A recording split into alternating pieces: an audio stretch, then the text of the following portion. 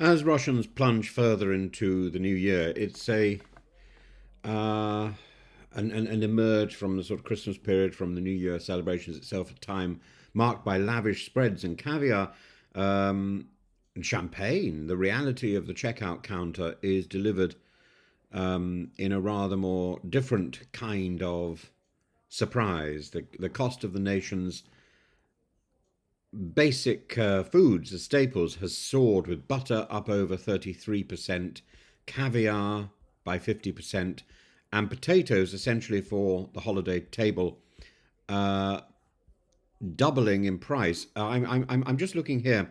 1 kilogram of potatoes about 3 weeks ago cost 31.82 rubles.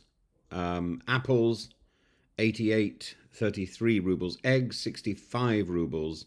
10 eggs. Cheese 521 rubles. Um, Prices of accommodation: renting a one-bedroom apartment for a day, 2,254 rubles. Uh, and a bottle of water, 31 rubles. It's it's fairly shocking. I lived in Moscow for about 10 years, and I think I was last there in 2019, and I have no intention of going back at the moment. Uh, and I'm supposed to be working in a um, in a university in the middle of Moscow, but I think I probably have the wrong friends, and I think I probably have the wrong attitudes to avoid incarceration under this regime. And certainly, I was never paid enough to afford food at these prices. And Russia's official inflation rate sits around 9%, well above the central bank's target of 4%. The cost of essentials like meat, milk, fruit, and even petrol has skyrocketed, pushing many to scale back any form of I think certainly talking to people, the New Year's celebrations were certainly impacted by reality, and the central bank has responded by keeping interest rates at punishing 21%, making mortgages unaffordable and cooling the real estate market while pushing people into renting. At the same time, rising wages in Russia's military industrial complex mask a more painful reality. Workers in defence factories may see their paychecks rise, but outside of the war machine, purchasing power is in decline, and even theft has taken a desperate turn. Cases of butter shoplifting have increased, with police offering suspects a grim alternative: enlist in the war or face prosecution. In fact, if you want to steal a pat of butter, you now have to go into the fridge and unlock one of these big plastic cases. Massive war spending fuels this economic instability, and the government is pouring billions into recruiting soldiers for Ukraine, offering enlistment bonuses of over 2 million rubles, 5 times the average annual salary. But this wartime economy is unstable and unsustainable.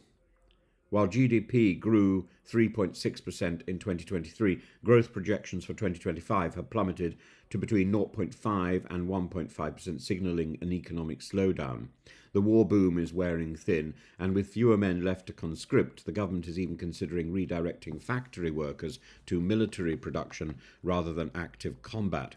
For ordinary Russians, the message is clear: contribute to the war effort, whether through labour, taxation, or military service, or risk falling into economic despair. But it isn't just economic hardship that is tightening its grip on Russia. The cultural and political landscape has darkened considerably. Independent theatre. There was a report today about the censorship of a play in Novosibirsk, play by Alexander Sokhova uh, Kabilin, and it's a play called um,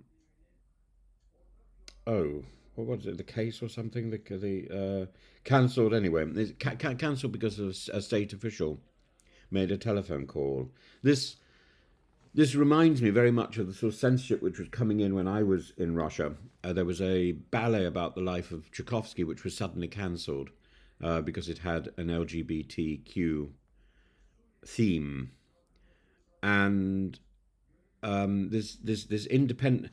There is still independent theatre in Russia. There's this bastion of social criticism, but it has been decimated. It has been seriously cut back. Theatres in Moscow and St. Petersburg that once staged bold, critical works have been forced to replace them with patriotic propaganda, mush, and directors and playwrights who challenge the official narrative have either fled or been silenced.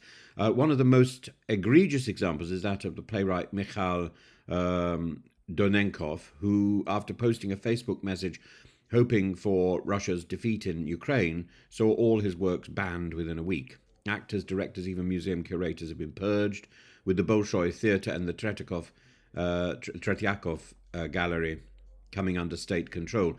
And the regime's cultural policy has turned back the clock to Stalinist-style ideological enforcement, where even historical narratives must align with state-approved versions of Russia's past. The crackdown on cultural figures extends beyond the theatre.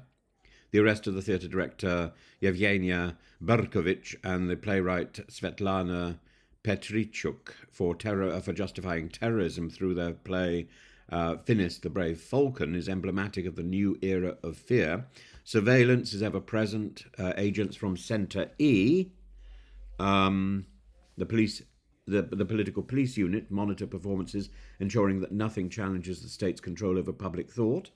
And theatres aren't the only casualties of repression. State museums have seen their directors purged, with institutions like the Pushkin Museum and the Hermitage falling into the hands of Kremlin loyalists. Even literature is under attack. Books that do not align with the state's nationalist vision have been removed from shelves, recalling the worst excesses of Soviet censorship.